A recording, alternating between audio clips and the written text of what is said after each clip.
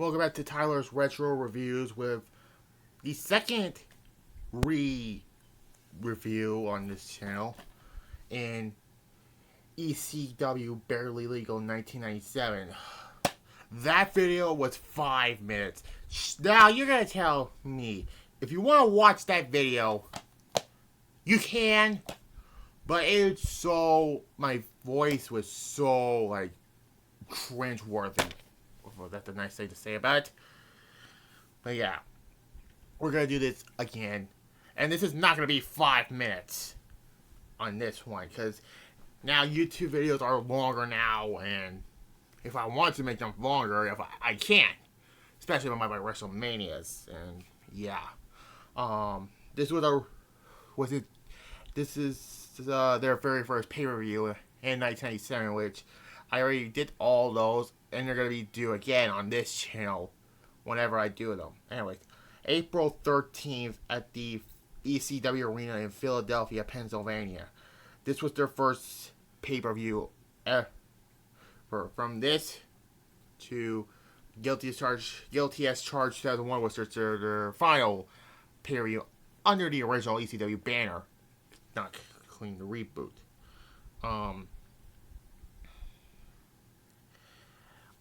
Yeah. So, this was, I think that their first period was supposed to be in December 96, but then that New Jack thing happened, and they had to postpone it until now, and so, yeah. So anyways, let's talk about this show with, the first match on this show for the ECW World Tag Team Championships. The Eliminators of Perry Saturn and Cronus defeats the Dudley Boys to win the Tag Team Championships. This was a short match, and it was a fun short match. Now the Eliminators will hold until, I don't know how long, but they will drop him back to the Dudley Boys, I believe, or something like that. But yeah. And boy, the Dudley Boys are all, they are the most established tag team throughout the years, and yes, that's the truth. I give it a 6.5 for this match. It's a good match. Again, I don't remember what I gave these ratings in my original video, but I'm gonna re-rate them. Anyways, Rob Van Dam defeats Lance Storm. This was, I don't know why Rob Van Dam was a heel at this point, but yeah. And this is one of the main reasons why you don't use a chair on Rob Van Dam, because he'll use the Van Daminator on it. So yeah, don't use a chair on Rob Van Dam. Like, don't powerbomb Billy Kidman for that. Yeah. Decent match. Actually a good match.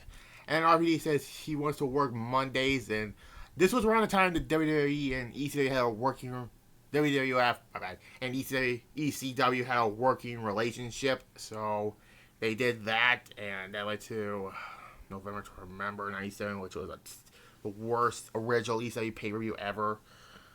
But yeah, I give it I think their Guilty as Charged 99 match was better than this match, and that's saying a lot. But it was still a good match, a 7.5. Then the best match on this show, which was the Great Sasaki Grand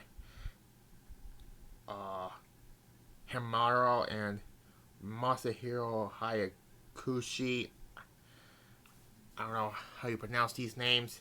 Defeats the BWO Japan's Taka Michinoku, which will, by the end of the 97, he's in the WWF with the light heavyweight championship, the inaugural one, which, yeah. Terry Boyd and Dick Togo in the best match on this show. I think I give this a 10. I want to say, yeah. I think I'm gonna tone that down here to a 9 out of 10 because of so many flippy spots in this match. So yeah, 2019 me, why would you give this match a 10? But yeah. This is a good match. Actually, the best match on the show, a 9. But, again, it's a flippy-floppy match. A 9, I give it, this time around. Regardless. Anyways, then we get the next match for the ECW World Television Championship, rather. Shane Douglas defeats Pitbull number 2 to retain the title, and I mean, there was a story in this because Shane Douglas is so hated in ECW. I mean, yeah, regardless, because yeah, he ragdolled Pitbull number 1's Halo.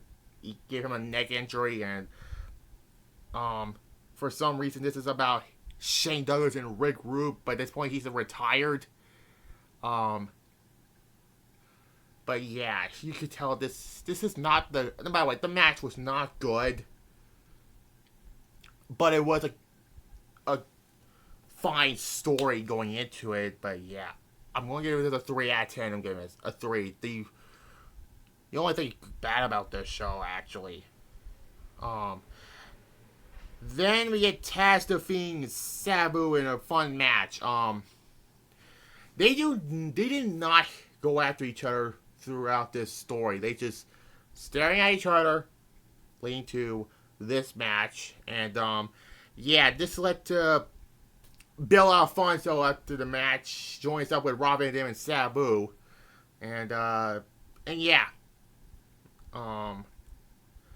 Sabu will later win the ECW Championship in the summer, and basically having, you know, the match with Salmon and November to Remember was better than it had any right to be.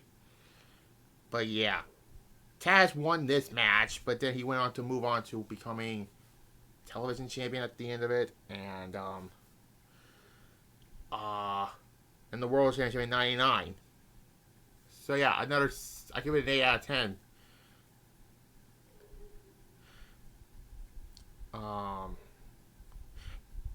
Now I'm going to combine these next 2 matches. If you saw my original review of the show, this is a combined match. I did this a lot over time with this show, and I did it with Bound for Glory 2005, and then Super Bowl 9, or Super Bowl 8. Yes. Super Bowl 8 was the 3rd one I did. And the others, and I'm not going to talk about the others, but yeah. And it's not going for 5. It didn't get 5. It's now 8 minutes now. Anyways, Terry Funk defeats the Salmon and Steven Richards. Tommy Dreamer was not in this match. I think he was supposed to be in this match, but he gave Terry Funk his spot. And this match is a number 1 contenders match for the ECW Championship. This led to, afterwards, Sam was the last man eliminated by Terry Funk. And then afterwards, Raven comes in and the match gets started, like, immediately. So, let's do the main event for the ECW Championship. Terry Funk defeats Raven to win the ECW World Heavyweight Championship. Yeah, Terry Funk is the ECW Championship. And Tommy Dreamer and Raven were mortal enemies at this point. And then by the summer of '97, Raven was out the door and he went on to WCW, which he had an okay run in WCW, I'd say. But yeah. Terry Funk is the ECW Championship. Unfortunately, he did not hold on to the belt till he would drop it to Sabu at Born to Be Wired in the barbed wire match. So the match overall, I give it a 7.5. The entire match, from the 3-way dance to the World Championship match, and what a surprise! This is not a 5-minute video like that last one, but I'm gonna keep it on my main channel for historical purposes. But holy shit, this video is infinitely better than this show or that review. But yeah, so I overall give this show, for its first pay review, it was a successful show. I give it a 7 out of 10. Yes. It was funny because this show took place in April, the same point as Spring Stampede, Stampede, and In Your House Revenge of the Taker. So, yeah, 7 out of 10, I give it.